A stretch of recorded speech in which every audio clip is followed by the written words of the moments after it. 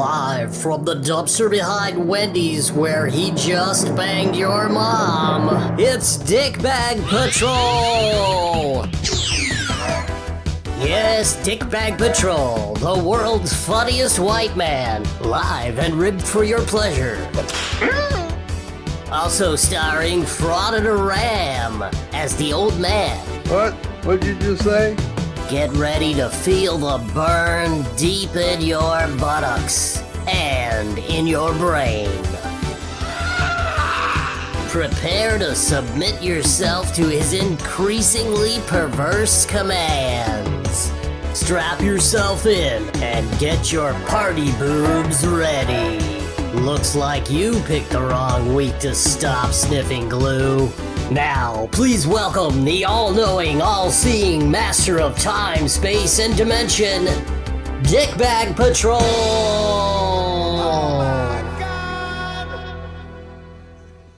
Oh my God! Oh my God! Well, you know, we were trying to get well, we don't want to see that again. We were trying to get, you know, Michael Eline on the show here tonight, obviously, you know, but I guess we'll settle for Pat Darcy, you know, if he can make it. Hopefully, we gave him the link there. Hopefully, hopefully he'll be able to join us. That would be freaking amazing. That would be cool. I saw Michael Eline's going live in about an hour or so. No, he's live right now, actually. Oh, is he? Chille channel. Okay. Yeah, I was watching a bit of it before the show. He's basically, I got up to the point where okay.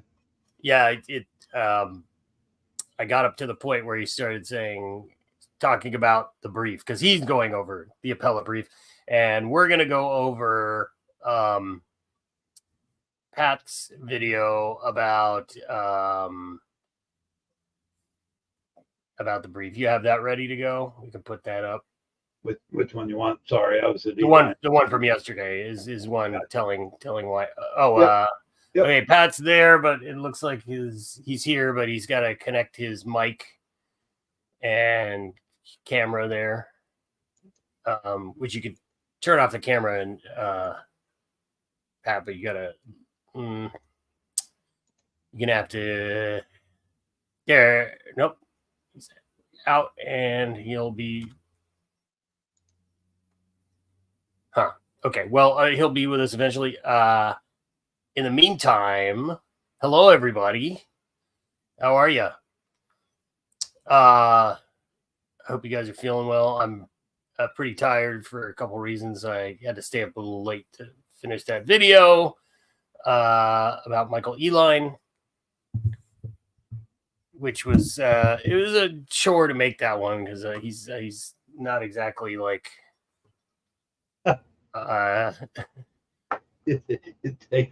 the most magnetic individual you're ever gonna come across. He doesn't project real well either, in my opinion. Yeah, but hey Pat, you'll have to connect either your mic and or your cam. I don't know if you're doing that from your phone or not, but thanks. Yeah, it was a good video. It's kind of like I said, a little bit of a chore to get through, but also I'm just kind of sore.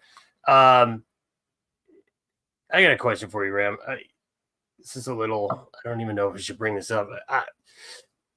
Let me ask you, if you went camping with a buddy and you woke up like the next day, you're really groggy, like kind of sore, and like your butt.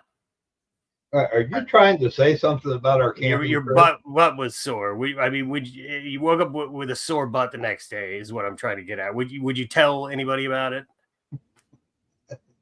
Is this your conscience? No, I mean, would you? Yeah. Would I tell anybody about it? Well, I mean, you know. I don't know. I might discuss it with someone. I don't think that I would go putting it on my YouTube channel. Yeah. But well, what are you doing this weekend? Yeah, nice talking to you. You got a tent? Yeah, remember the last camping trip? Yeah, Yeah, we don't speak about that anymore. No. Anyway, Living in the desert. yes, my Let's go. Rob says, let's go camping. 40-year-old joke. Yeah, some people recognize that for what it was. A really dumb joke. Moving to the desert. Yeah, let's go ahead and watch Pat's video. See if I got an email from It's in queue. Yep, go ahead. Oh, I got to Oh, add it's that. in queue. Yep. I know what I'm doing. Of course you do. Roller. You have StreamYard Premium. Yeah, you're going to have to play it, though, buddy. Got you. You ready? Yeah. Used to be a Chille video for a while, but now I got a copy of the brief that he filed, or his lawyer filed. I want you to see this brief. Now, I'm not saying there's malpractice. I'm not saying you did a bad job. So please, I'm just getting that out there. I also want to show you the rules for appellate procedure in Nevada. And again, I'm a California lawyer, not a Nevada lawyer. So I'm not giving Nevada legal advice, just my perception as a lawyer that handles appeals and First Amendment issues. By the way, one of the comments in my video yesterday was, he's not a First Amendment lawyer.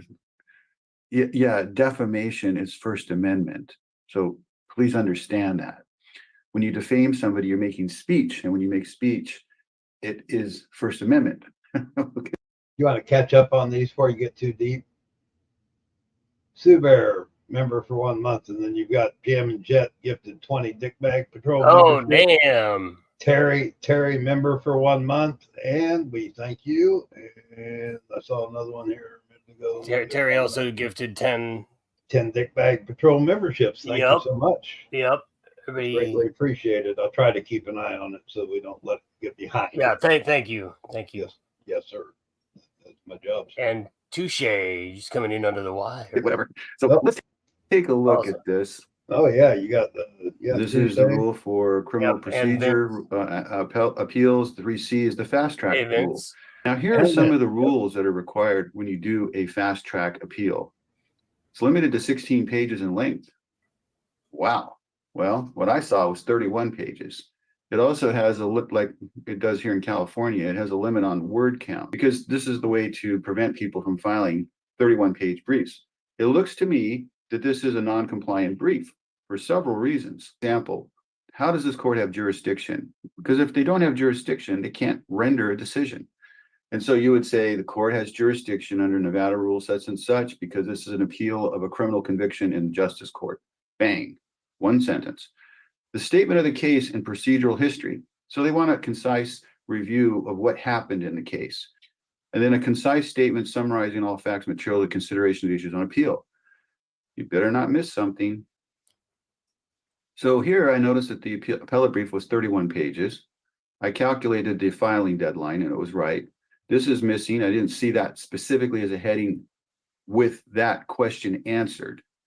An outline of the alleged errors of the district court, or in this case, it would be the justice court because you're appealing to the district court. I didn't see that.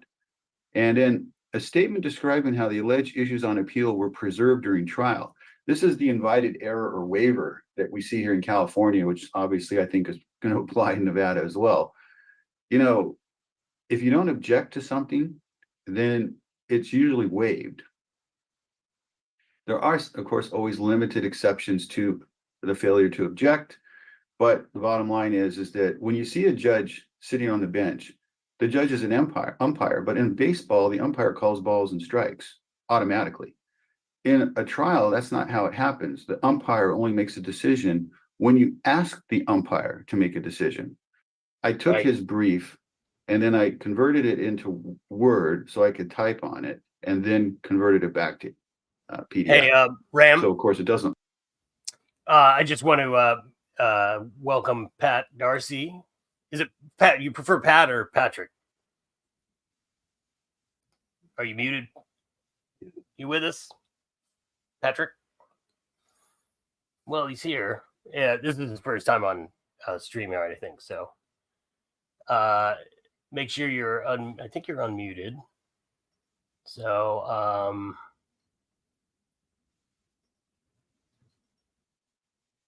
Am I not hearing him, or is it everybody? No. Okay. All right. No problem. We'll just keep. I want to get just jump in if whenever you feel like, Pat, if you can get your mic sorted.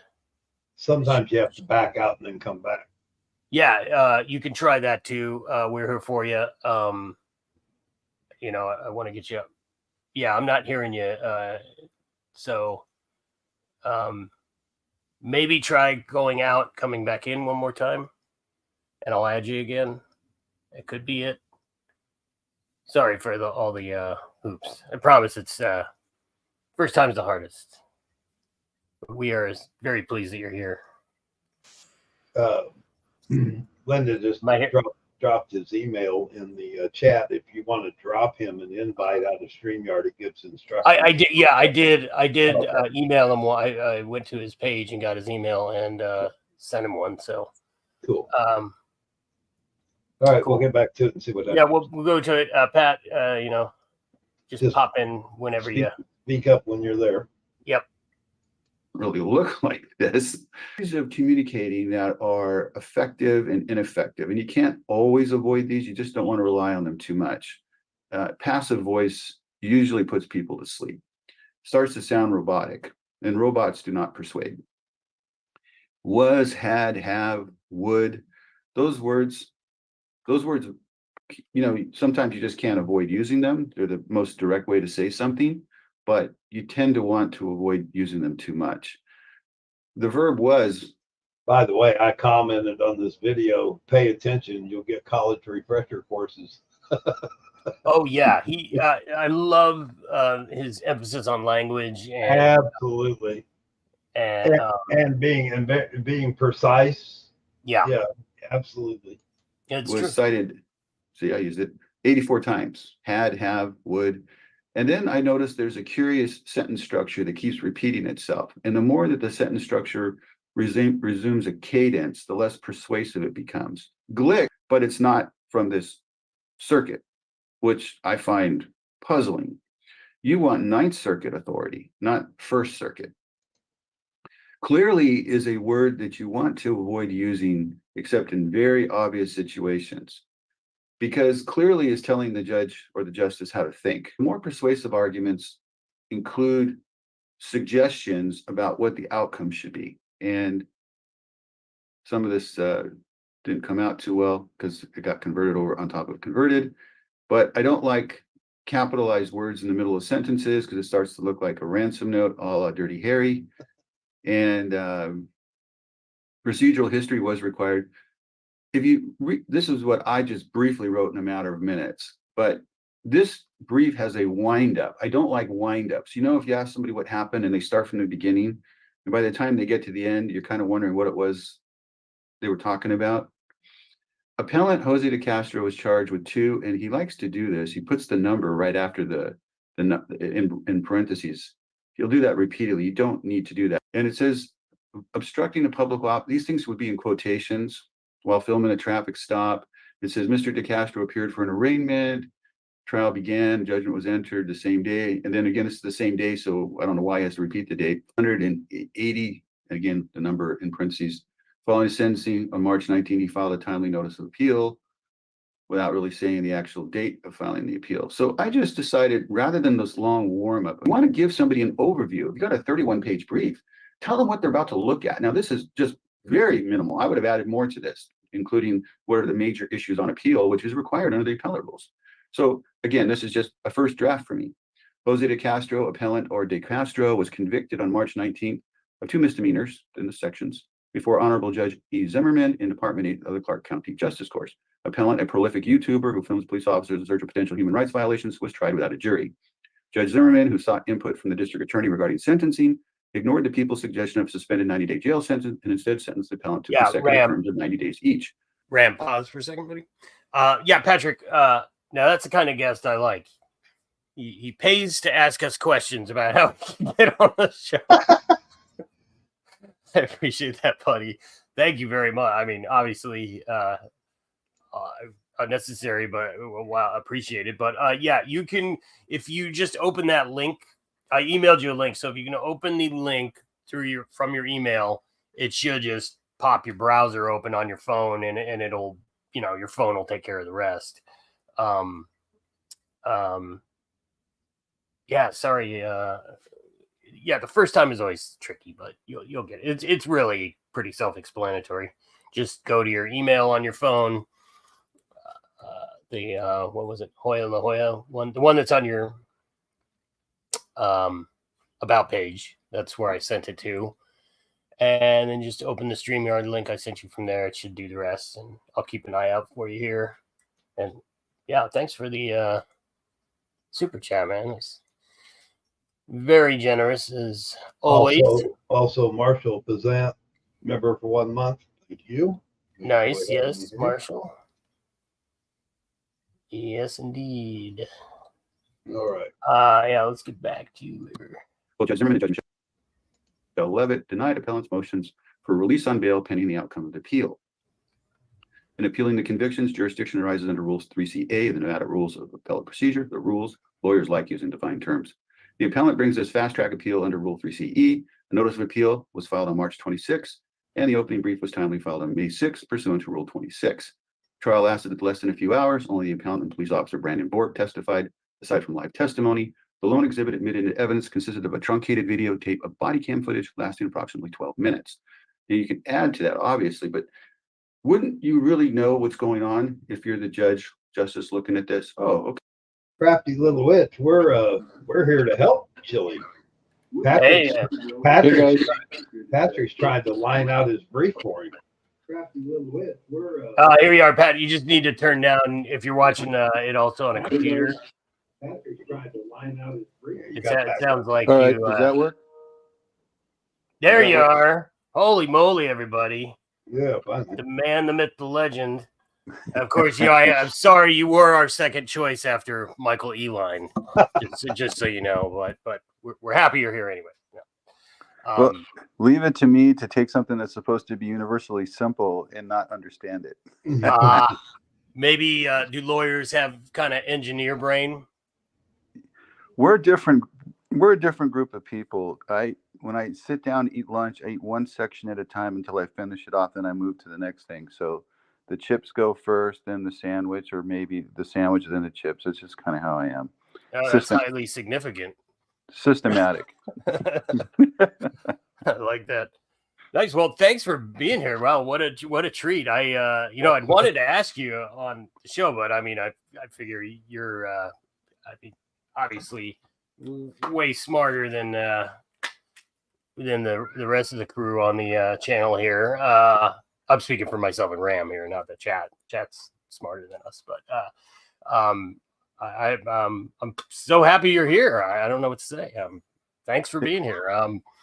I love your videos, by the way. I mean, they are 10 out of 10 on sarcasm, satire, hyperbole, and all the things that are protected by the First Amendment. And remember, if anybody sends any flack your way, you're going to hit them with an anti-slap motion under CCP 425.16, and you can gloriously tell them to fuck off as they pay your legal fees. Oh my God, ladies and gentlemen, that's real law talk right there. Yeah, we should let Crafty Little Witch. You hear that, yeah. Crafty Little Witch? Yeah. And that reminded me that letter that I have that I sent to Ben Gutterman. I want to pour it. If I send you a something to read, Patrick, would you take a look at it for me and tell me what you think? Sure. And let's just clear this up with the people who don't seem to be able to read fundamentally simple English. I don't hate Chille. I don't know him. Yep. I'm interested in the constitutional questions. So I'm not pro-Chille. I'm not anti-Chille. I do like Chille when we're talking about maybe something at Houston's restaurant, but Chille is the person. I don't know him. I have no interest in knowing him. I just want to look at the legal questions. And he presented a constitutional question that could knock out statutes that disproportionately nail the poor individuals in Nevada who don't have the resources to fight back. And that's why I got interested, because that statute, both of them, would convict innocent people. And that's what was bothering me. And I'm sure there's a lot of people who have been nailed for obstruction charges. It's just too arbitrary. So, yeah, he could be let go because of my, the information that I supplied. But I was looking past him. I was just looking at the public at large. I defended poor people in Orange County for 10 years. They had no voice, no way to fight back. And I saw these statutes and they just bugged me. Yeah, didn't you make a comment that the particularly these two really bother you? Yeah, and if you look at them, they're actually overlapping in terms of the language. The obstruction statute was apparently passed in 1911. 1911. You don't think our society has changed in 113 years? And under the Wilson decision, which came down in February 2024, they agreed with me. The statute's a pile of shit. So what did they try to do to save it so that they could preserve officer safety under the Hibbert decision?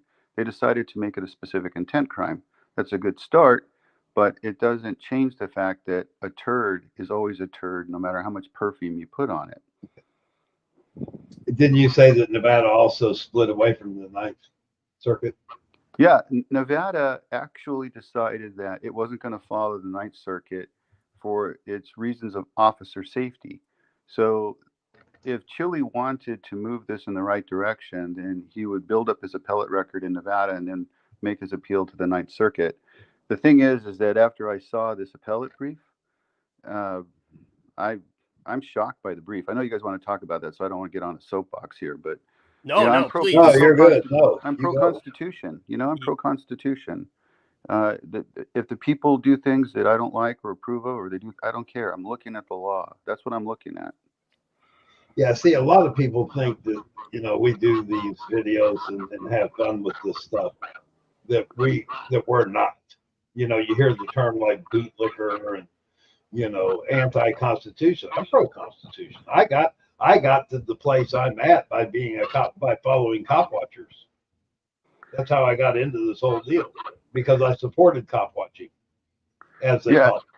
Yeah, and the thing is that extremism on both sides can be a problem. Absolutely. I just, the way I look at it is these statutes are here. It's a rare opportunity to do something. Rarely do they ever get appealed. That one appeal on Wilson proved how much damage can be done to these statutes if they're properly appealed.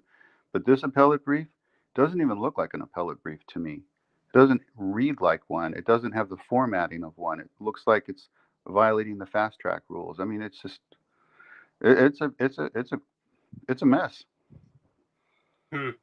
Yeah. Well, Eli, go ahead. Sorry. I was just going to say, once we start back up, and any time you want me to pause it, I have the video. Just say pause, Patrick, and I'll stop it. Okay, I'll shut up and I'll let you guys. No, you're good. No. Believe me, you're far more interesting than either I'm glad you're clarifying this, because I've watched everything you do, and I know I've heard this, and I've heard you make your statements before, and I'm aware of that. But the chat is not. Well, not all of it, but some of them are not, obviously, from a couple people in there. And I'm glad you're clarifying that. The fact that you're not taking sides in this. You're looking at the legal aspect of it. And I love that breakdown. Plus, I made the comment and somebody said they take your course. It's like getting a college refresher course too. Get a lot of things reminded to me. You have a little bit of echo on your mic there, Ram, going on. I don't have anything on me. Every time you talk, there's a little bit of weird garble in the background. It's coming from somewhere else. I only have one mic on. Everything else has been turned off. Okay, we'll deal with it.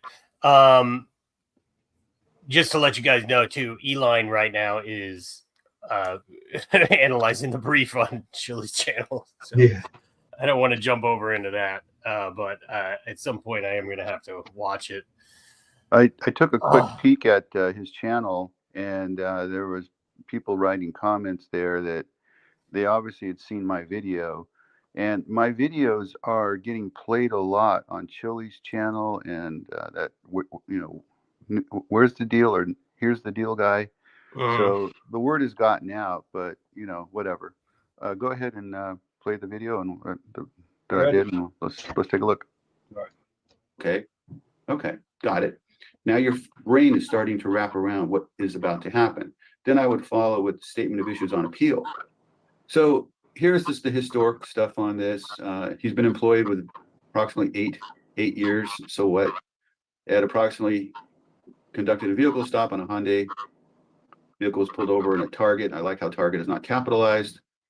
Officer Bork was dressed in his uniform and was driving a clearly marked black and white Las Vegas Metropolitan official vehicle. How about just saying Officer Bork was in a squad car when he approached DeCastro? You don't have to say was, but you get the idea. Look how many words you just saved. Then he writes this. The sole occupant of the vehicle was a female who was cooperative and provided a picture of her license on her phone. Well, he just transitioned from this to this. So is he saying that Officer Bork was a female? Officer Bork was dressed in his uniform and was driving. Now it switches to a female from his, but says the sole occupant of the vehicle was a female. This really belongs up here. He's talking about the vehicle that was pulled over. That's kind of funny if you ask me. During the vehicle stop, Mr. DeCastro, a member of the press. Now, this pause that? Again. Pause, Ram.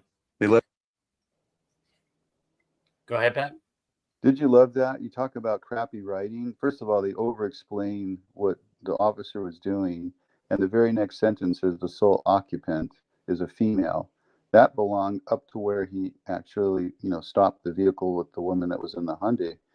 Instead, it's out of place. So it says the driver basically it switches to a female from the cop. It's ridiculous. And the typos and the spelling errors throughout this thing and the robotic writing, I call them sentence interrupters. However, additionally, moreover, notwithstanding, all these stupid introductory words that really you have to be careful when you use them because you're writing to a very different audience. An appellate brief is meant to persuade, so every word counts. No extra words. Length, in this situation can actually be a detriment. And if they're saying 16 page, you submit 16 pages. If you can say it in 10, you say it in 10.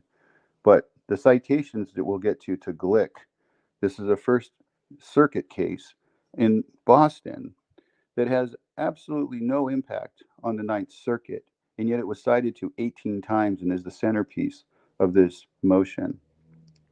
Just unbelievable. But go ahead.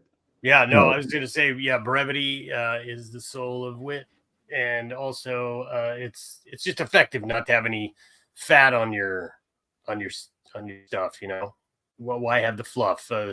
There's flowery words. If you ever read any of the motions, quote unquote, that Chille has filed on his own, it's full of just stuff like that, and that's why when we get to the part where you notice that it sort of sounds like Chille maybe inputting, I was like, yeah, you nailed it on the head. Yeah, thanks, Sue Bear. All over it. Eckline thinks he can troll. That's funny. Yeah, is that Eckline? Is that a little Mad Magazine reference there? Yeah.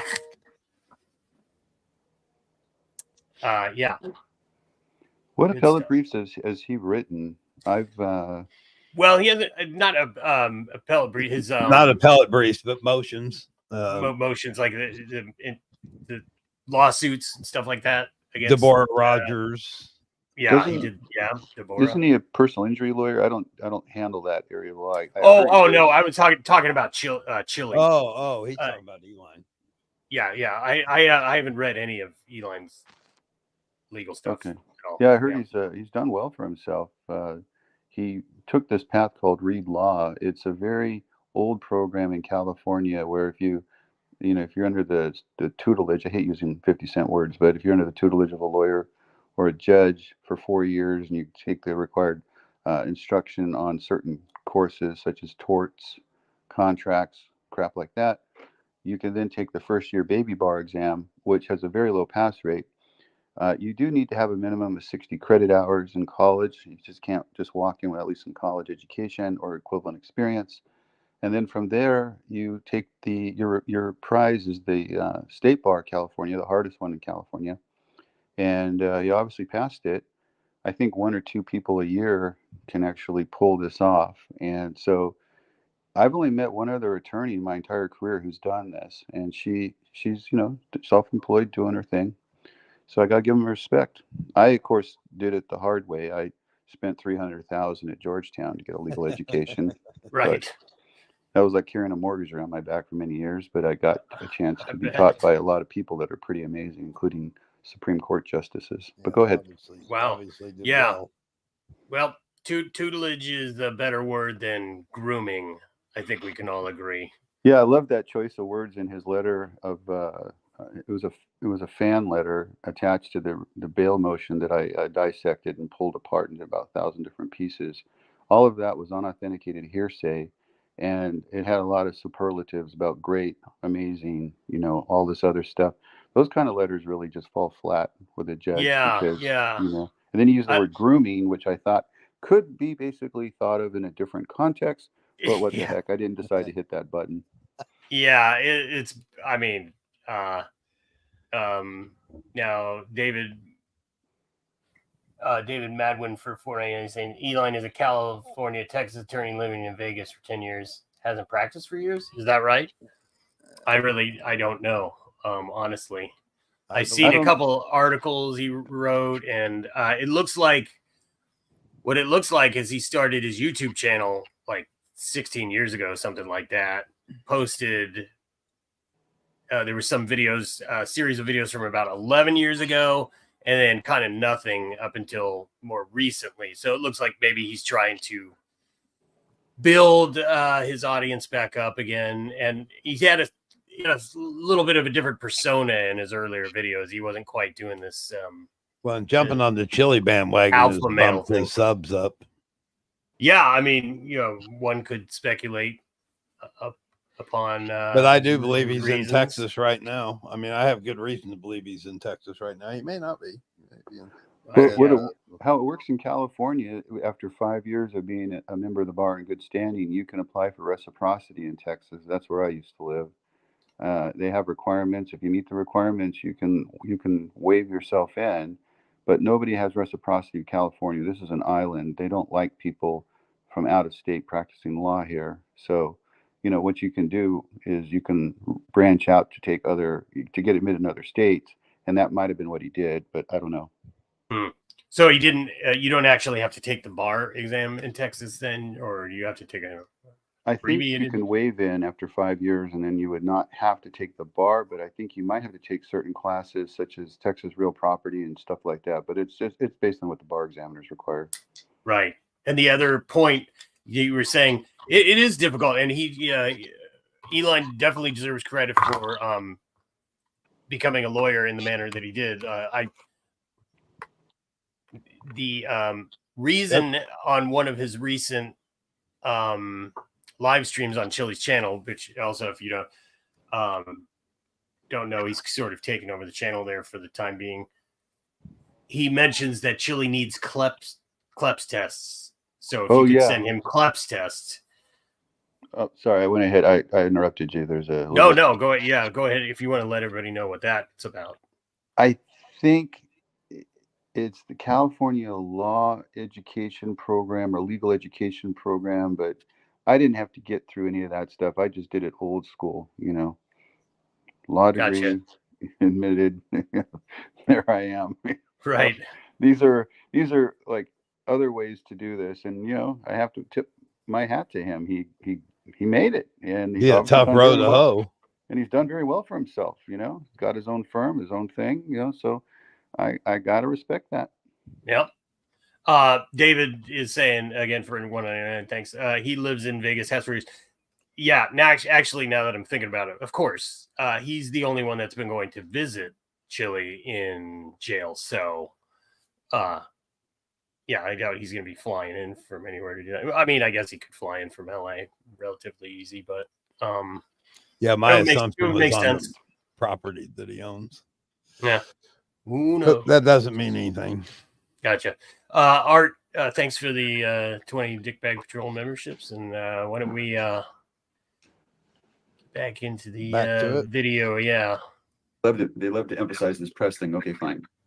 He owns a YouTube channel. I don't think he owns it because I don't think you own anything on YouTube, but you might have a license to use it. Police activities because he believes police misconduct is an epidemic in the country. Right. Then you'll see that a lot of this stuff begins with his name or the other person's name, and it becomes more of a cadence, the number followed by the number in parentheses. However, I call these sentence interrupters. There's also, I think, lack of punctuation here. Normally there would be a colon and then it would explain it. Unfortunately, trial counsel, now I think it pained Orem to mention Michael Mee by name. In fact, he doesn't mention him by name at all, and then uses a footnote to say, I'm not trial counsel. And it gets even more hilarious because if you look at the notice of appeal that was filed, Michael Mee's name is on it. So I think they have something to answer for. He admitted that Mr. Castro backed up, but he did not substantially back up. However, he also said he did not back up. The video demonstrates that the officer is clearly wrong. See, this is a conclusion that needs to be elaborated more.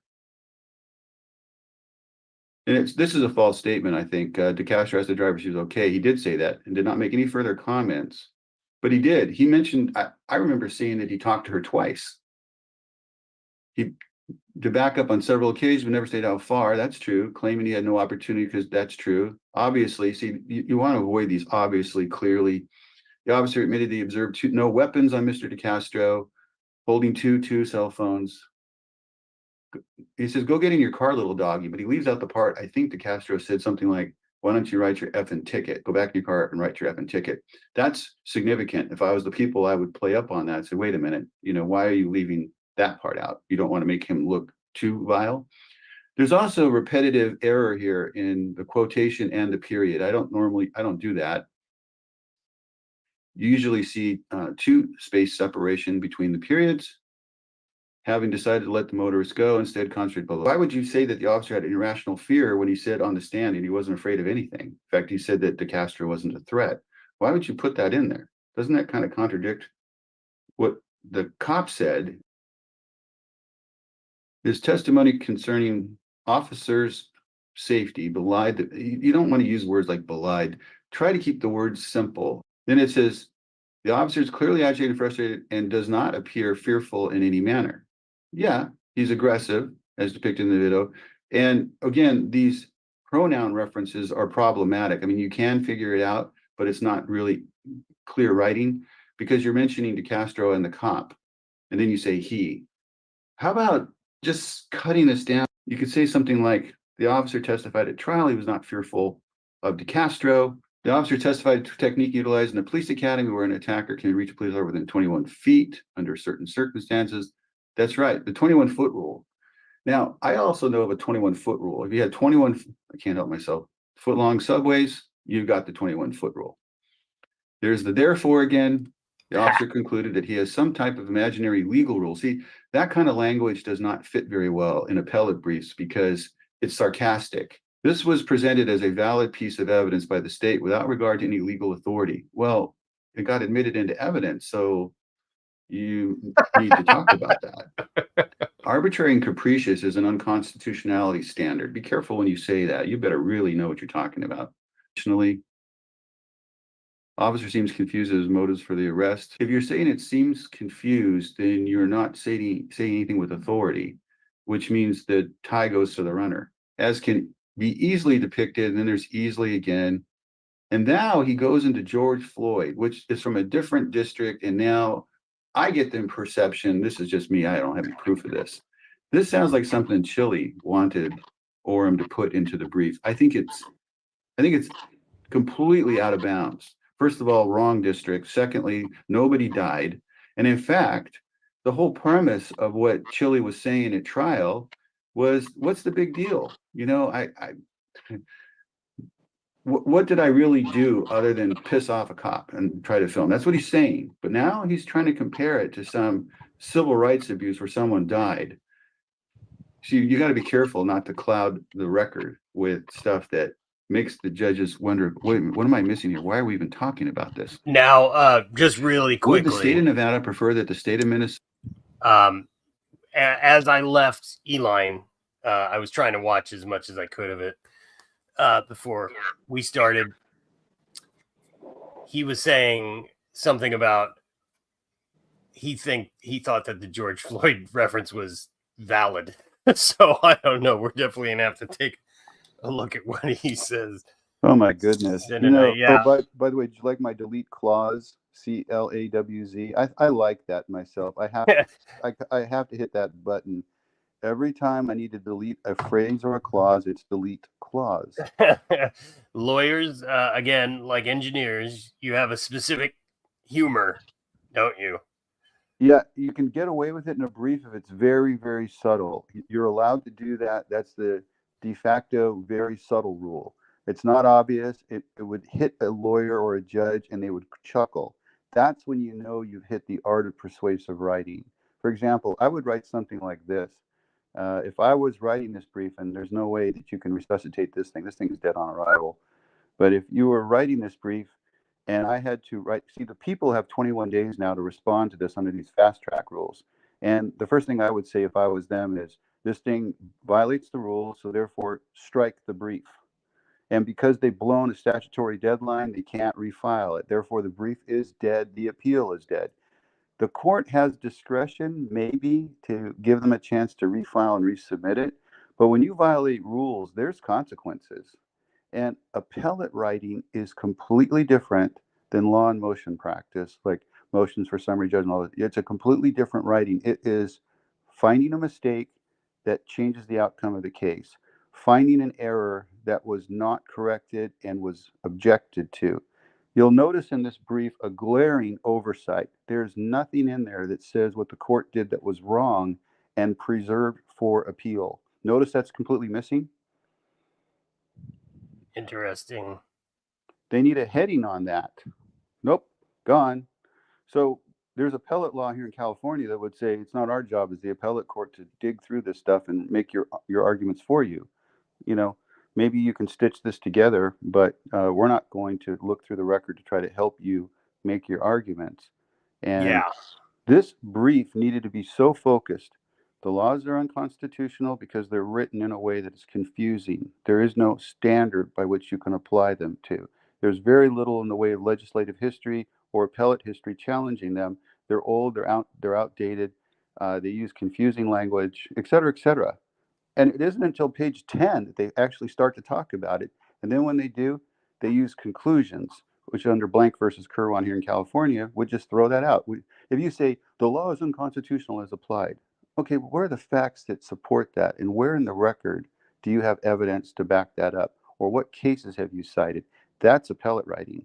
This, you'll see that they cite to law review articles. I don't think I've cited to one law review article in 18 years of motion practice. And I've written hundreds of motions. Never. Nobody uses them. So they use that as their centerpiece. Then they use an out-of-circuit authority case, nothing in the Ninth Circuit where we are located, nothing to even discuss the fact that the way this thing was drafted would impinge on the rights of somebody who was, so anyway, you get the point. I don't want to say too much. I'll let them deal with the aftermath of this, but law review articles and out-of-circuit authority, unbelievable. And then to add the Floyd case and then a racism allegation. Remember, if you're sitting there as an appellate lawyer, you're thinking, okay, the guy says that he didn't do anything wrong, that the cops were out of line to arrest him, that this is unconstitutional. Stick to that. Stick to that point. Everything goes to that point. And then you don't keep repeating yourself. If you're repeating yourself, then it's badly organized. There's no roadmap to this thing when you started reading it. I actually put a roadmap in there for them. I think it may have taken me just several minutes to put together what I wrote. That's appellate writing. But go ahead, guys. I don't want to talk too much. Oh, no. Believe you're the show, buddy. I'd rather listen. We're here for you tonight. I mean, this is a thrill for us all. It reminds me a bit of, I don't know if you guys have ever seen the movie Bowfinger with Steve Martin, but Robert Downey plays an agent in that movie. And there's a scene where Steve Martin gives him the script, and you see Robert Downey just kind of flipping through it at first, like da-da-da-da-da, and then he flips to the end and reads the final line in the script. And he's like, oh, it's great. Now, that's sort of an in-joke because what he's doing just by flipping through it, that is a real thing that people will do before they even read a script, which is see how much white space is on each page. Because if you put huge paragraph blocks in there, it's supposed to be just little quick lines of dialogue boom, next line, boom, next line, boom. They don't want big, huge, if they start seeing big, huge chunks of land masses on the page, they're just going to be like, screw this guy. I'm not even going to bother with this. It's sort of it reminds me of what you're talking about, Pat, because it's sort of insulting. It's wasting the authority, the person that's meant to be reviewing this and judging it. It's a waste of their time, and it's sort of disrespectful in a way. It's like you didn't even bother to learn the proper format, and stick to what's expected, and you expect me to hear what you're saying. It seems to take a few points off of it, right? Does that make sense, Pat? Yeah, and if you want me to answer that question on the super chat, yeah, Orem is in trouble. Yeah, because he signed his name to the pleading. I sanctioned a bunch of lawyers. One lawyer was targeting me, and just a complete ass. And I got tired of his bullshit. And so, the judge actually called him out. And the guy that was getting called out on an ex parte application wasn't even the guy that wrote it. And the judge looked at him and says, "You didn't write it. I agree. You didn't sign the pleading. I agree. But your name is on this pleading. So as far as I'm concerned, you're just as guilty." Well, unfortunately for Orem, he is responsible for that brief. And Judge Levitt could call him in and ask him to answer for this, because these attacks on Judge Zimmerman are really out of bounds. I mean, like I mentioned in the video, there are ways to challenge a ruling without, the topic would be learn how to object without being objectionable, and to say that all these things about her, there was an appeal that I just saw here. We're in the 4th district, and this lawyer went after this judge wholeheartedly because he really hated the ruling. And the justices said, "We're now going to address this last, and we're going to have the final word on this. When you write like this about a judge without ironclad proof, what you're telling us is you have no legitimate arguments, and all you can now resort to is an attack on the judiciary itself." And then they level sanctions. And wow. Yeah, so Orem, to answer the question, Orem could have some problems here because he signed his name to it. Yeah. Well, there you go, man. You got your $10 worth out of that. That's for sure. Thanks, Linux guy, and Sandy, echoing your point that Chille wrote it and gave it to the lawyer telling him to do this because, as he mentioned, he is smarter than all lawyers. Yeah, of course he is. And yeah, I could. Boy, it must be difficult to represent Chille because, and again, another telltale sign of it being Chille is something you said just a moment ago, Patrick. That's all over the place. Right. That is definitely Chille. The term clusterfuck comes to mind too. Yeah, well, there's plenty of terms that come to mind. But yeah, thank you, Sandy, for the $5, and then AJ $5. Chille's tossing a bunch of crap into the fan to see what sticks to the Wildford. Yeah, it's kind of what he does. I mean, he just, and another phrase you mentioned there, Patrick, game plan. There just isn't any sort of plan when he does anything. He's very just impulsive, and yeah. I don't know. Would you ever consider? I mean, I'm sure a lot of people have been wondering, Patrick. Because I feel like if you had been a lawyer, he probably would walk. I mean, the stupid thing is he could have just taken an easy plea deal.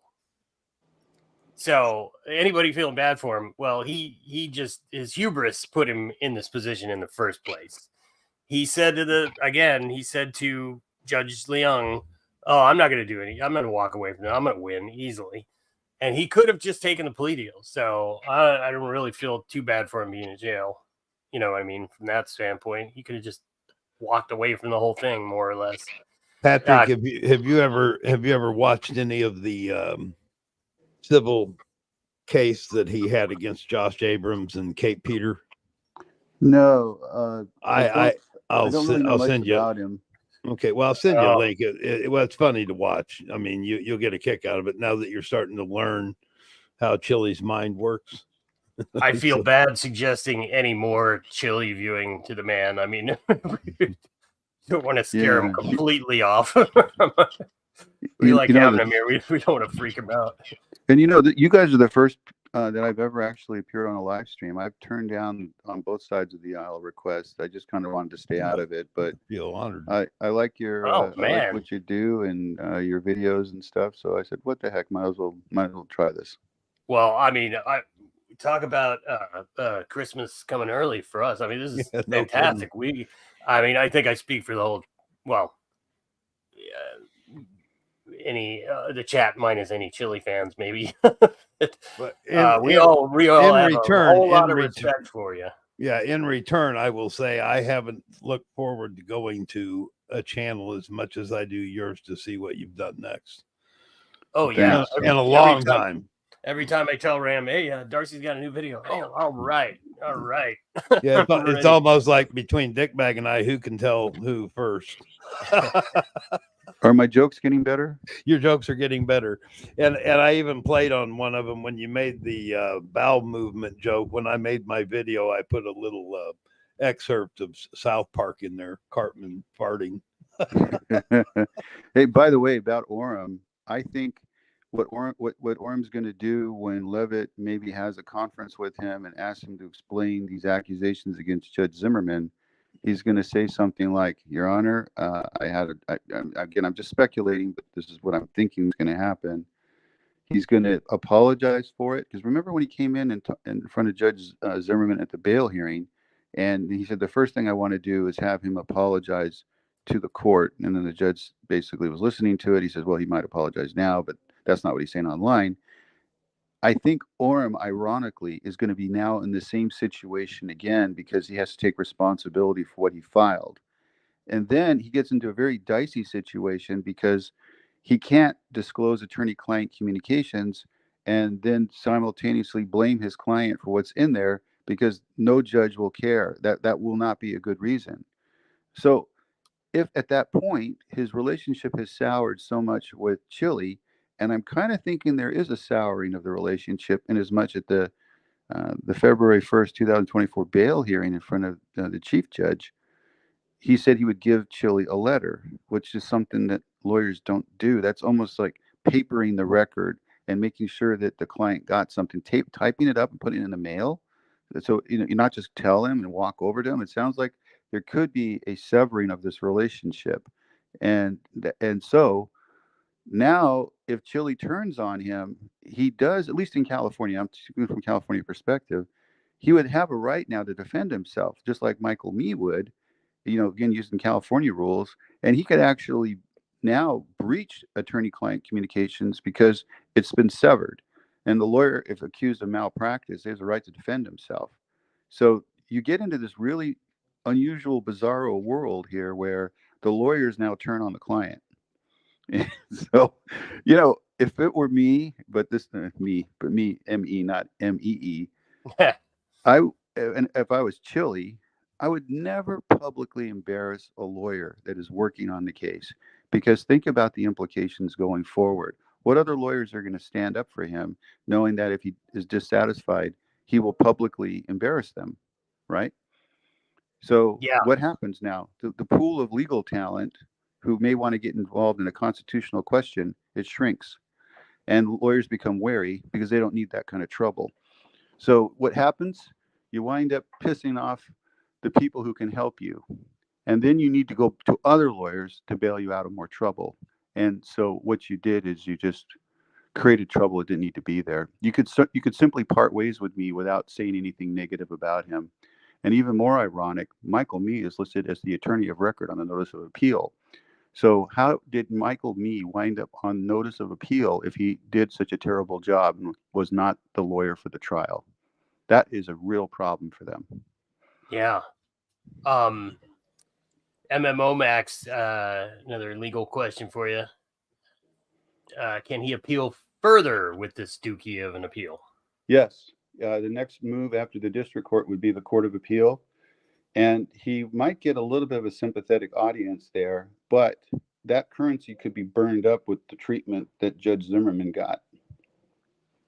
And then from there goes to the Supreme Court in Nevada, which has already said officer safety is the paramount issue, and that's the reason why they split with the Ninth Circuit. And you know what's really amazing is I went to all this trouble to spell all this stuff out. Okay, I mean, I made these videos. I'm not getting paid. I'm looking at stuff. I'm thinking about things. And did any of it show up on the trial? Did any of it show up in the appellate brief? No. It's like just watching the Titanic fly, go by, and you're trying to warn the guy that there's an iceberg ahead, and he puts his headphones on, doesn't want to listen to you. Yeah, it's pretty interesting. I do. There was a. I'm gonna have to go look for it. At the tail end of one of Chille's recent videos, he did say something, and I can't remember it off the top of my head, but it to me, I was like, oh, that means he's been. It clearly indicated to me that they've been listening to what you're saying, or at least filtering back to him somehow. I've seen my face on their videos. It kind of was odd looking at myself on their video screens, but hey, it is what it is. Yes, you were in the video earlier, but from Chille's mouth, he said something that indicated that he had been the word had been filtering back to them. But like I said, that's Chille's kind of whole problem, in my opinion, is that he just won't listen to anybody. Heard him say it over and over again. I don't stop. That's his motto. His friends and family tell him to stop. Everybody tells him to stop, but he's just not going to stop. Well, sometimes maybe it's a good idea to stop and think about things.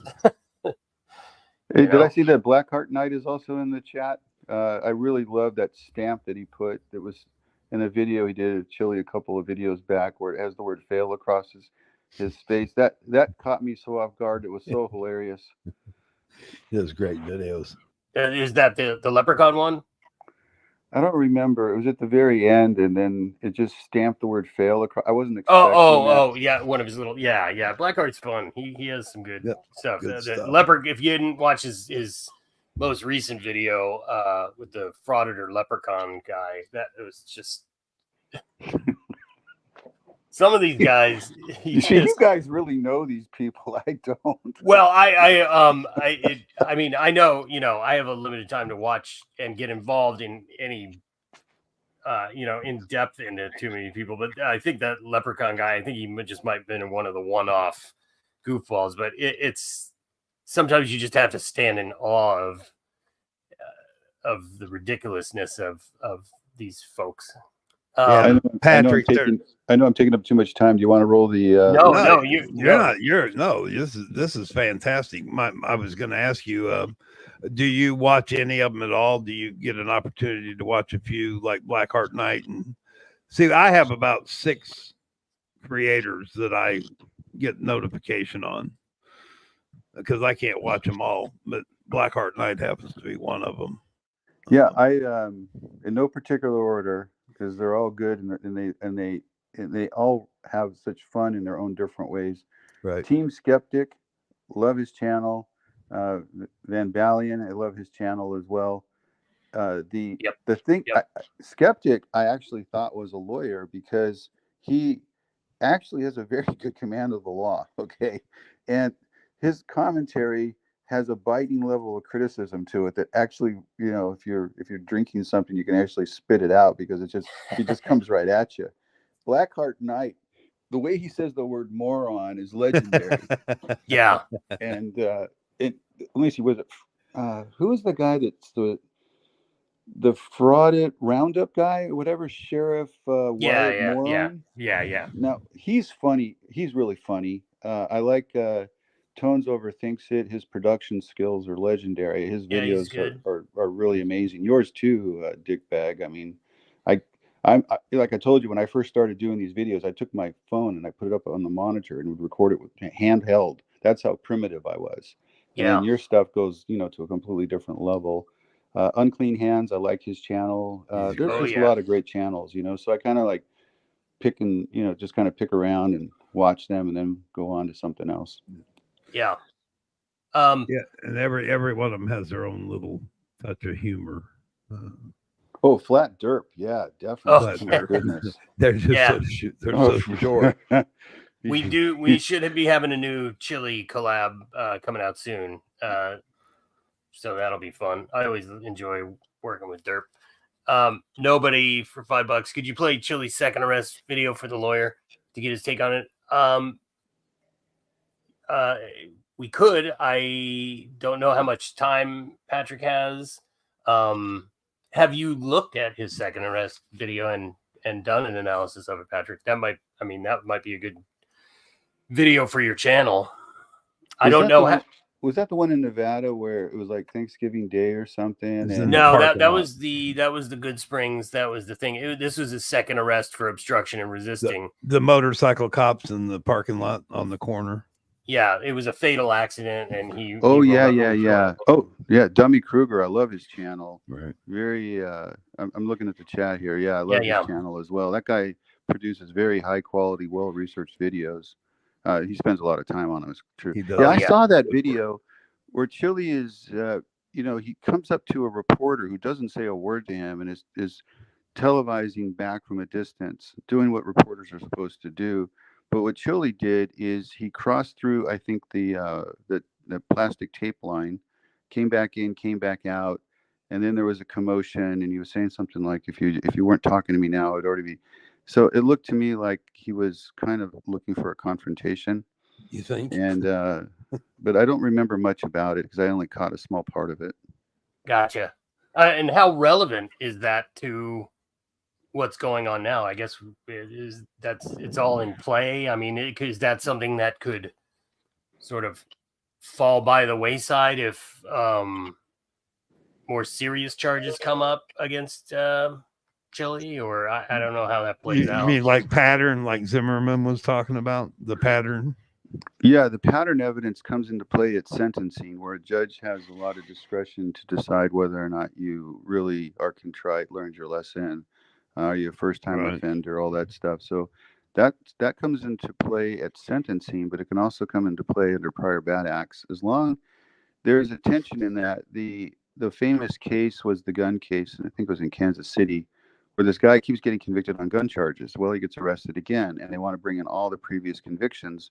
And the U.S. Supreme Court said, well, wait a minute, if you do this, you're assured that he'll be convicted because you're telling everybody this is what he does. This is a pattern of him to, carry a weapon when he's not allowed to.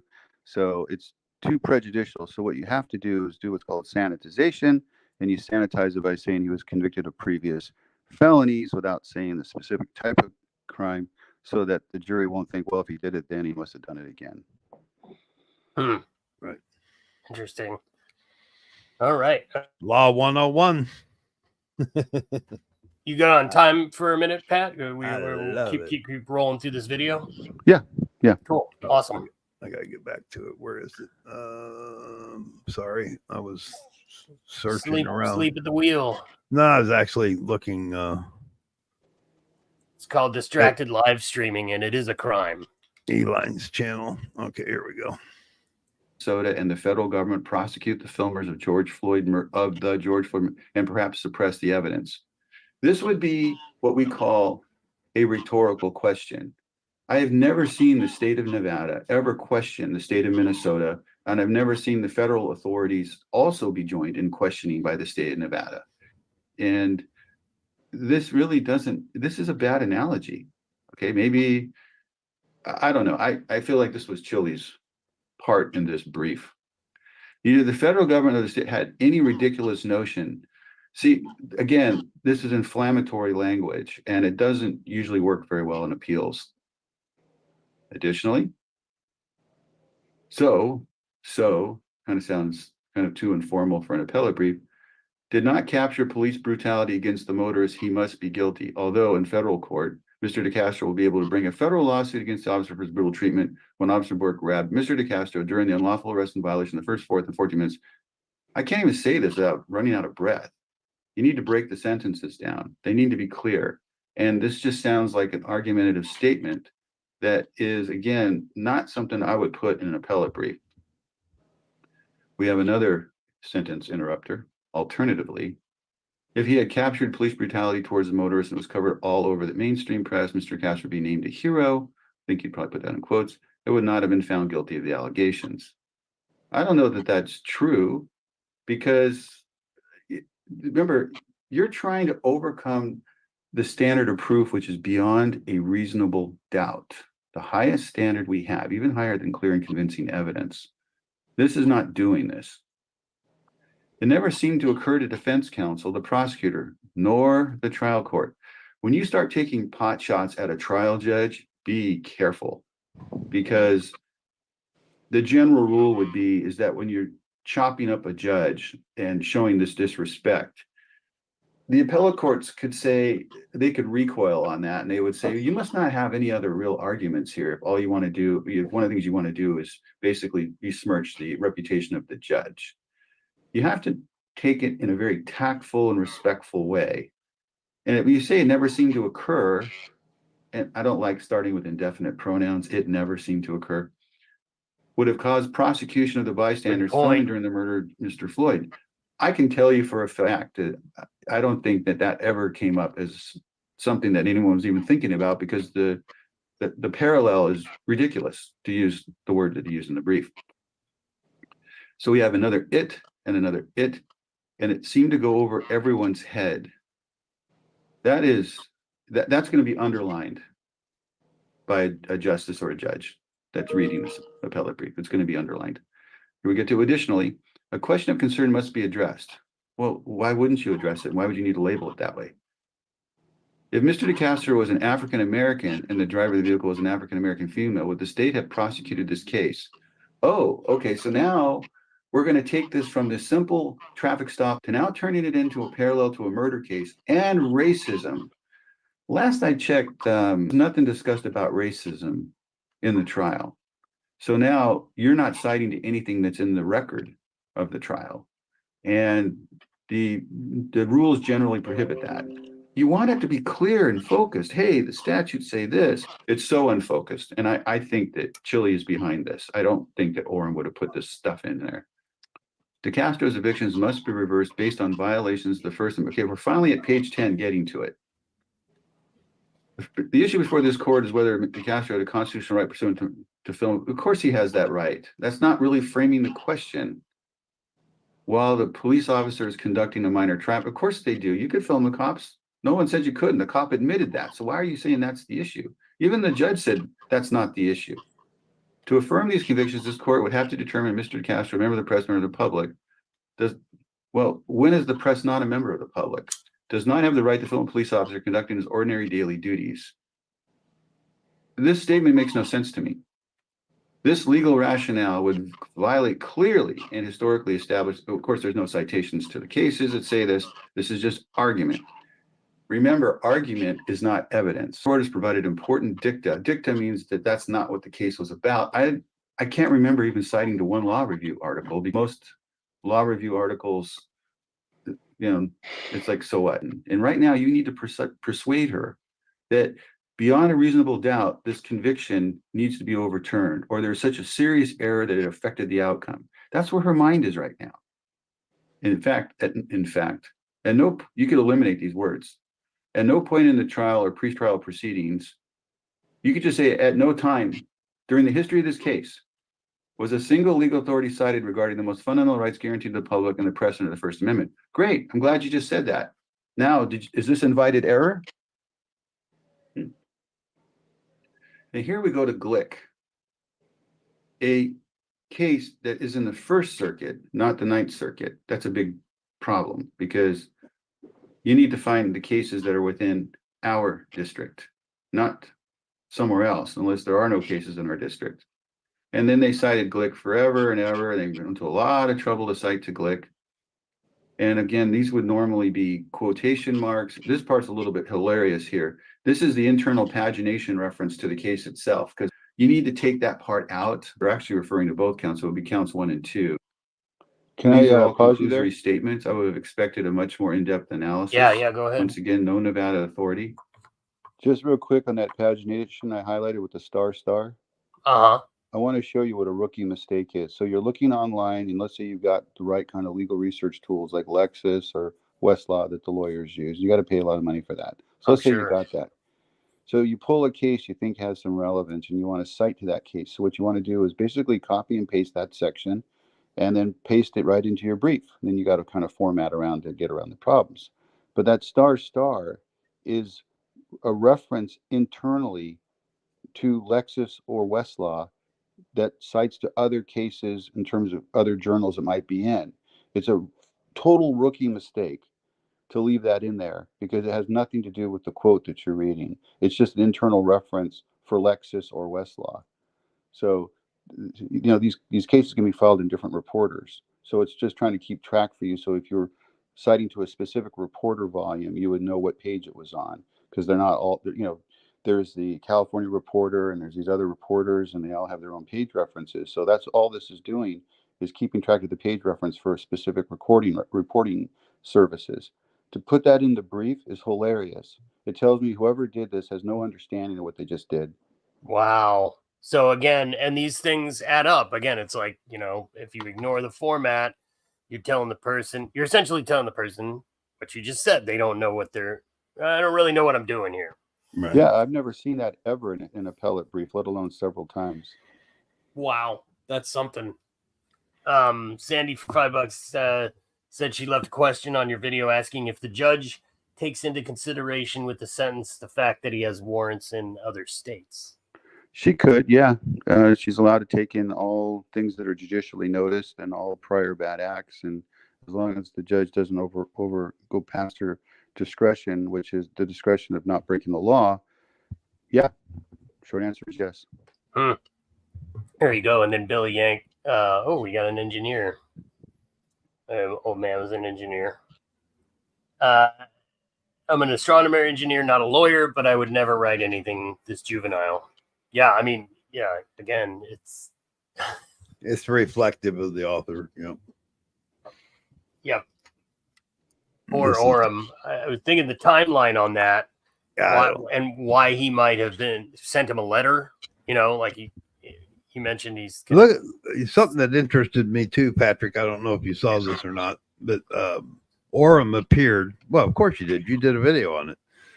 When he appeared in court, for Chille, everybody seemed to be surprised that Orem was there, and he was kind of sketchy as to, you questioned him sending a letter instead of going to see him. Am I right on that?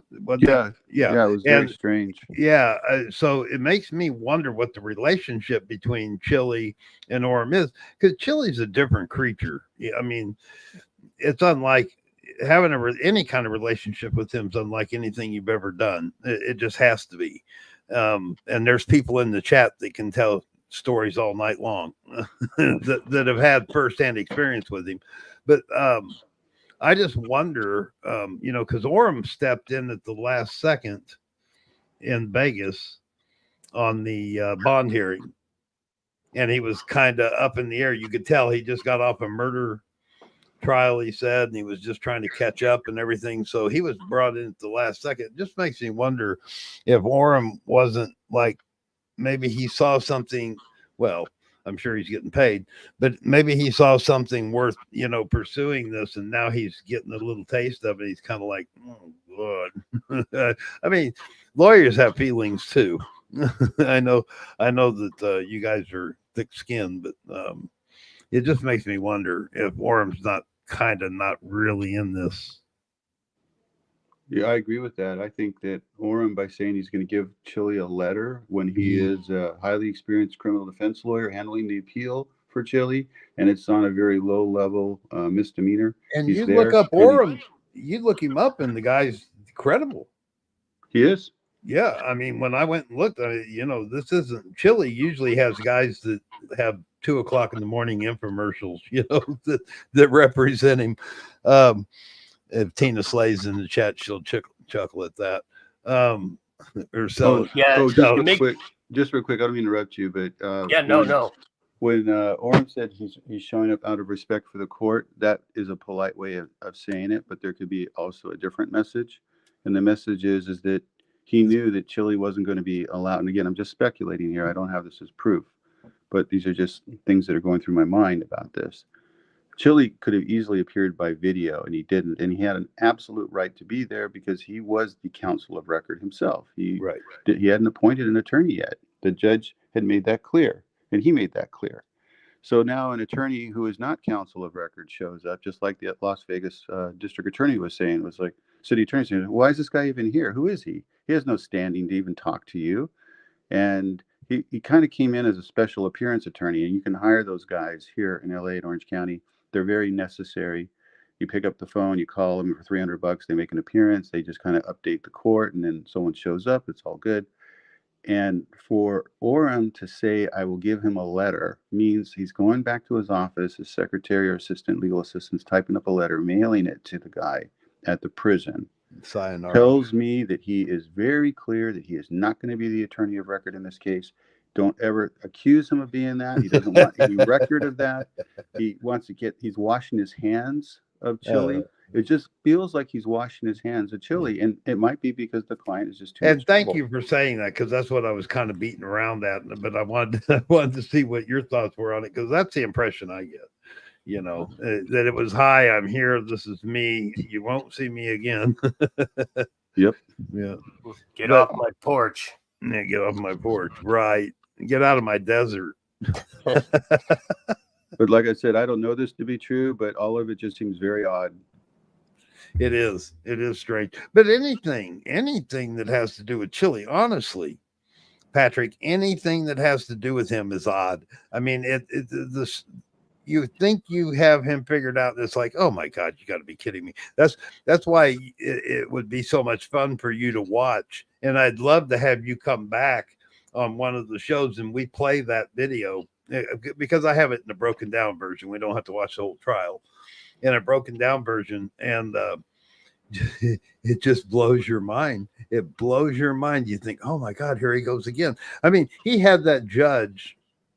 And she was a wonderfully nice judge, and she had it took her a little while, but she had it figured out. It's like, Mr. DeCastro, just because you're on Zoom doesn't mean you don't have to adhere to the rules of the court, you know, that kind of thing, because he'd be acting up and getting real animated and, you know, throwing his hands up in the air, and he loves cutting people off when it's not his turn in court.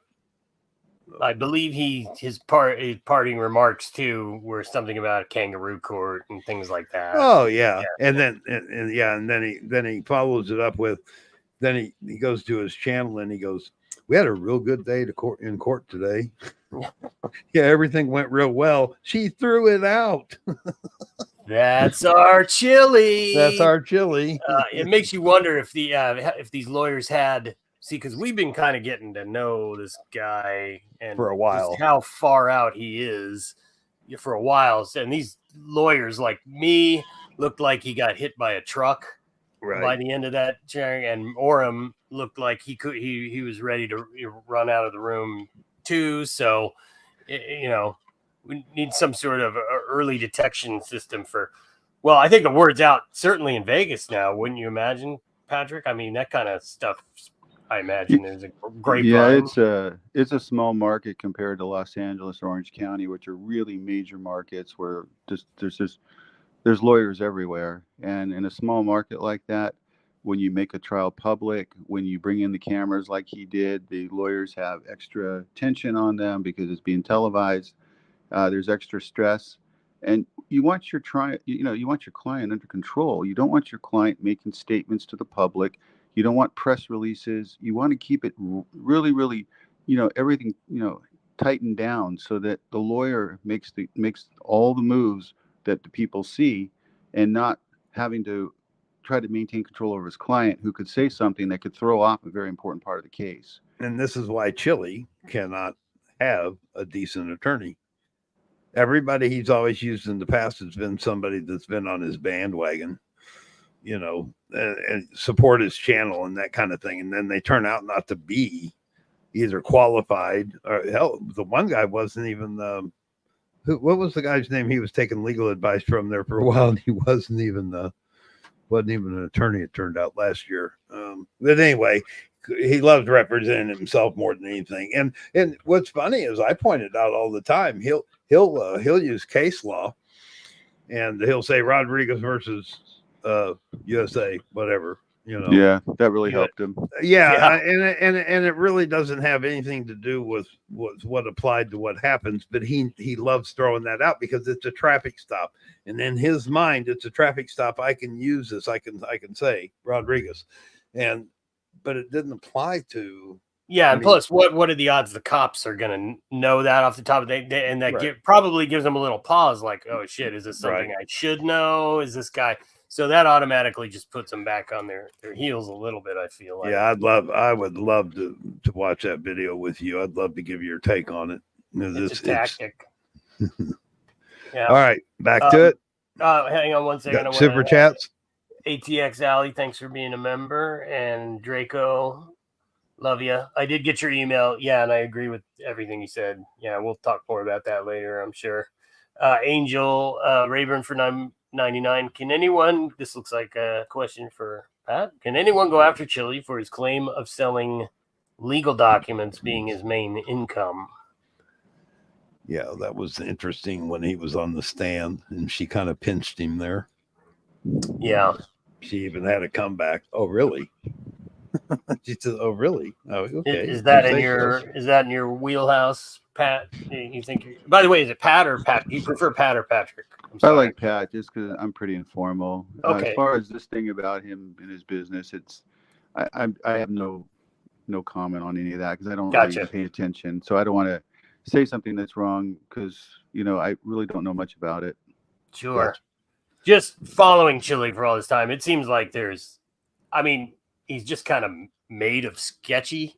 So I would imagine probably if you don't have to scratch very hard to find something that he's doing that's either on the verge or, I did find it interesting, the video that Frauder Troll did where he mentioned the Southern Nevada terrorist investigation group. And that was kind of speculation, but Chille claims that somebody from the federal government came and talked to him. Yeah. And again, you got to take anything he says sort of. Right. You have to take it with a grain of salt when it comes from Chille, but from an investigative standpoint, they're looking at every single bit of this, every bit of it. Could be. Well, exciting. And I put together that 3-part. There's another thing I'd like to get Patrick's take on. It was an attorney move down in New Mexico on the Manny Mata case when he got it entered into open court that these frauditors, as we know them on YouTube, he was trying to make it sound like they were domestic terrorists. And he wanted to get it on record as such. And he got the judge to postpone his bond or temporary. They revoked it for the day and then he reinstated it.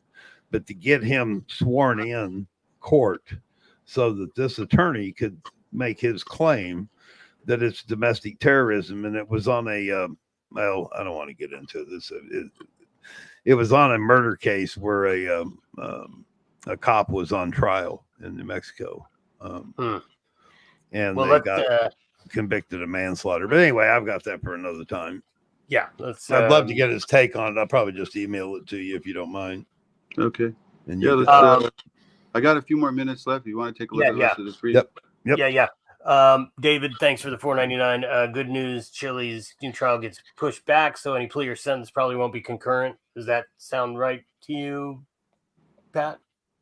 I wouldn't know. What's that? The good news that Chille's new trial keeps getting pushed back, so any plea or sentence probably won't be concurrent. I'm not sure I understand the question. Doesn't he only have one current case against him? Yeah, the new trial, the one that just got pushed back. Yeah, I didn't know what he meant by concurrent with something else. He's already been sentenced on the other case. Is there another one I don't know about? A city, but it's separate. Yeah, no, yeah. So, and then Texas man, thanks for the super sticker for $5. Appreciate it. All right, let's get Pat rolling here so we can. More in-depth analysis. Once again, no Nevada authority.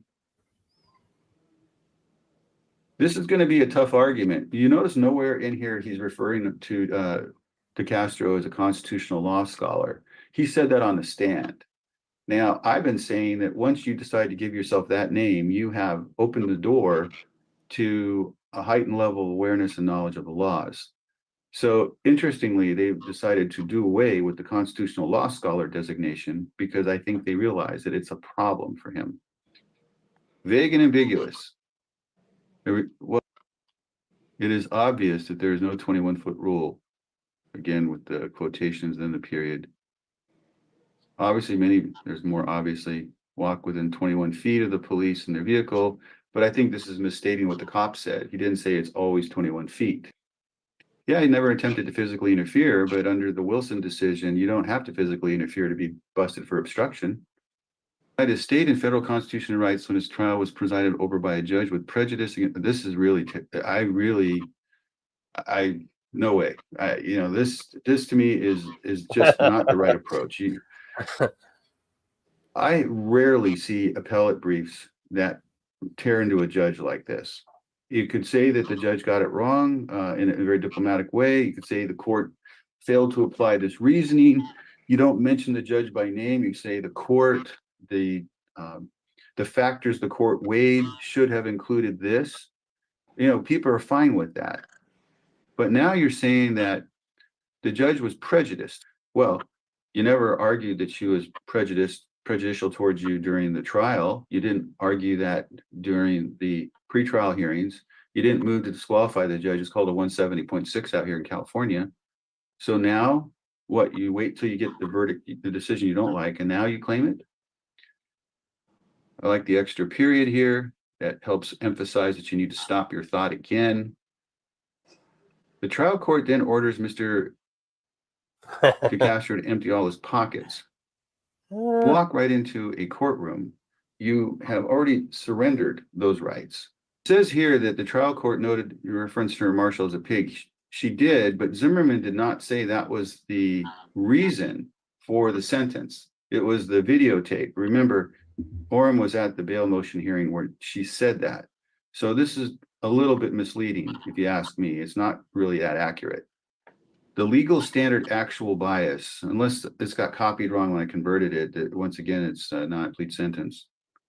She didn't have any stake in the outcome or become embroiled in the battle. Well, if you're going to say she's embroiled in the battle, actually, she did not cite him in contempt and gave him mid-range sentences.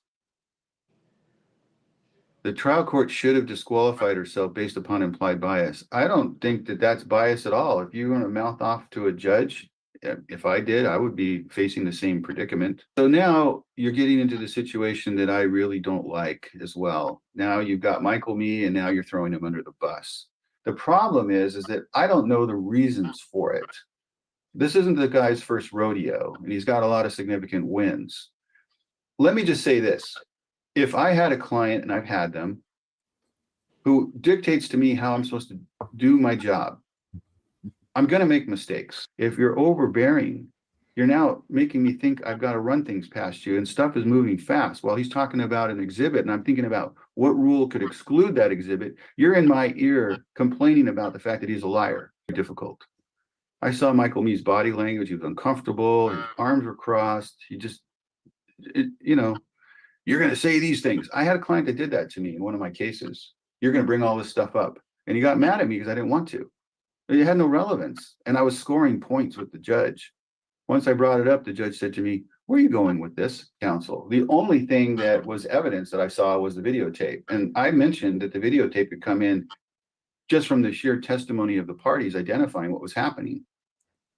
This is, I think, a real stretch. What he's saying here is that had Michael Me submitted this briefing to the judge before the trial or at a separate hearing or had a separate motion for it, it would have been sufficient to blow out these two claims, almost like summary judgment in a civil case.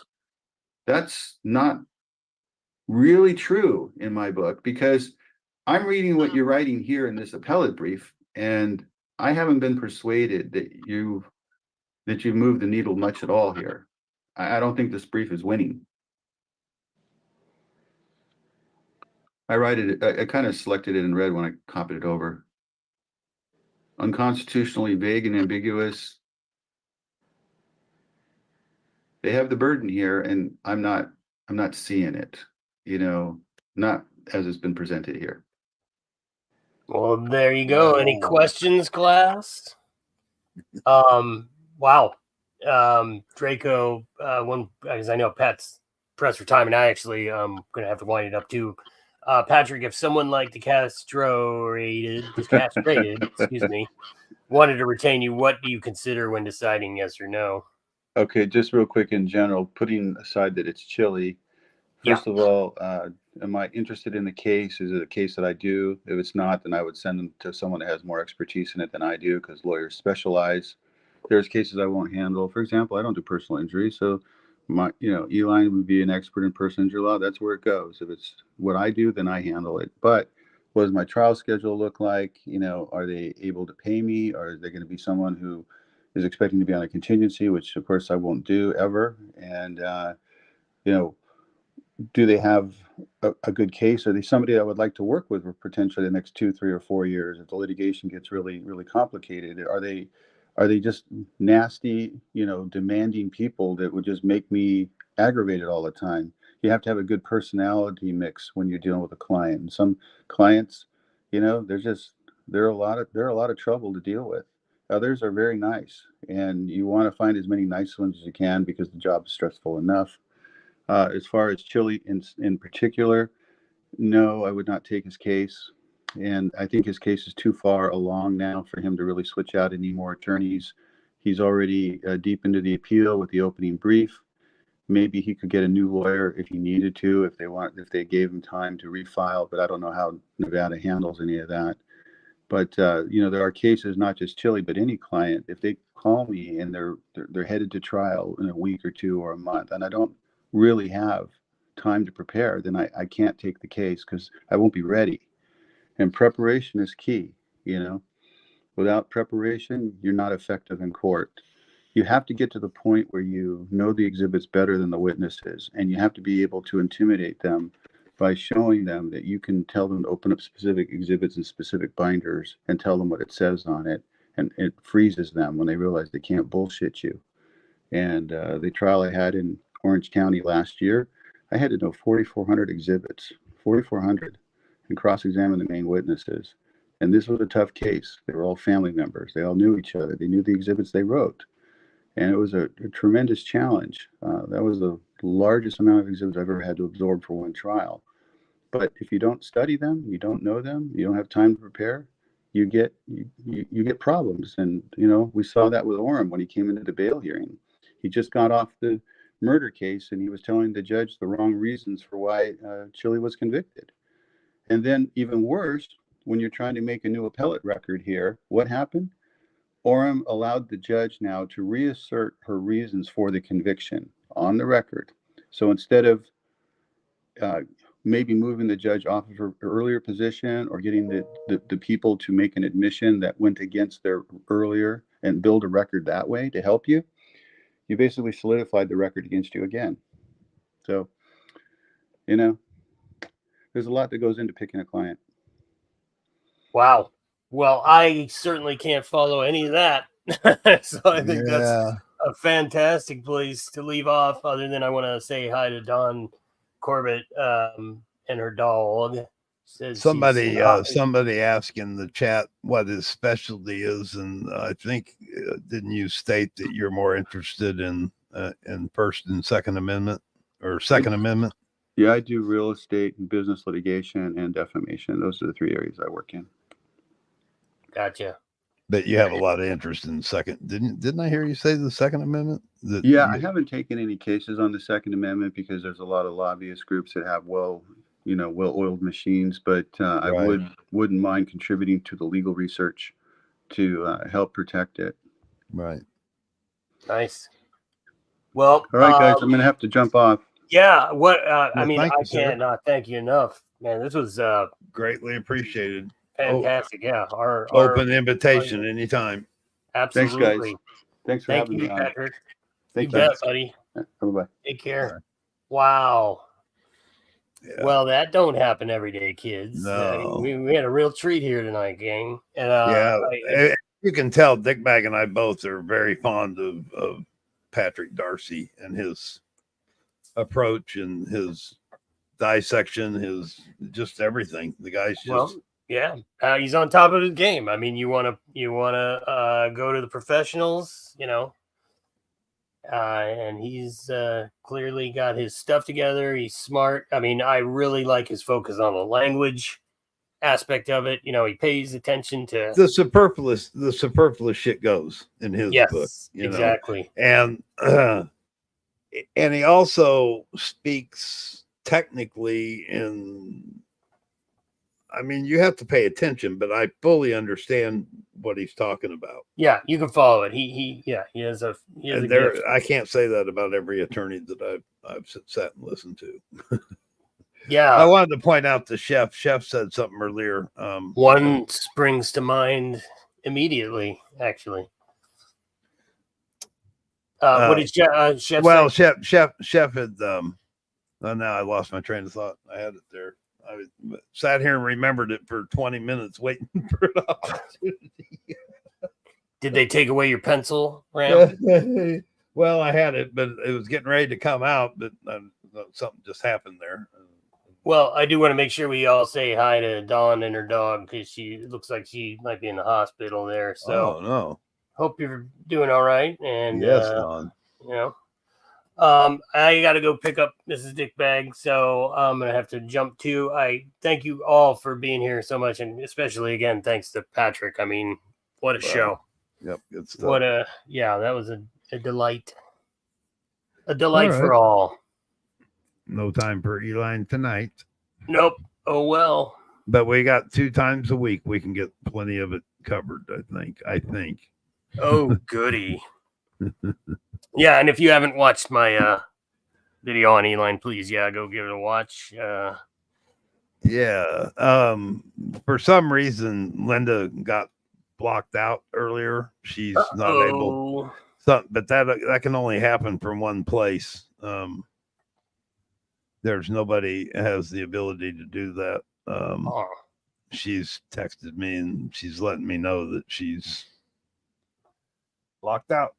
Okay, well, we'll get that straightened out for next time. Yeah, we'll see what it is. We'll figure it out. So all right, Linda usually keeps up on the chat and keeps the links posted and shit. So she's not asleep at the wheel. Something else is. There's a glitch somewhere. So anyway, thank you everybody in the chat. You want me to post that real quick? Yeah, you post it.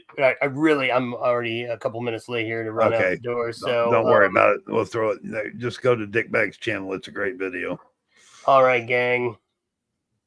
Thanks for being here. We'll see you Tuesday, maybe sooner, if anything interesting develops, but definitely Ram Jam Tuesday as usual. And so long, suckers. Night, everybody.